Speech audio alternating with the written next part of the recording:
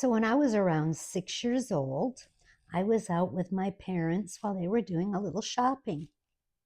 Now, mind you, this is back in the late 60s, early 70s, so a long, long time ago.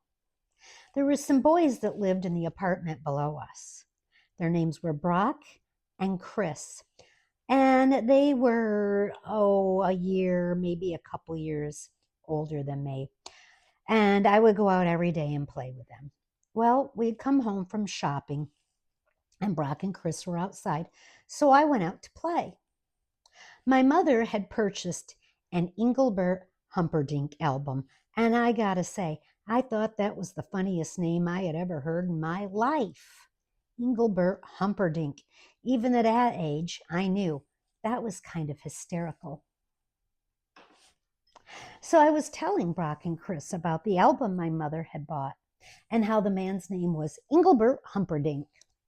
And Brock looked at me and said, I'm telling our mother you just swore.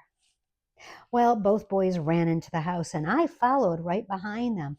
So worried I was about to get in trouble, and I really couldn't even understand why. I mean, I told the truth. Mom really had bought an Engelbert Humperdinck album. So they ran in the house and they said, Mom, Lori just swore.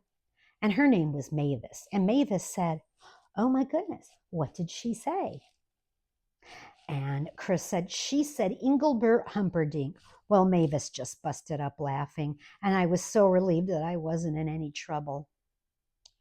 So to this day, every time I hear Engelbert Humperdinck, I crack up and think of the Brock and Chris story.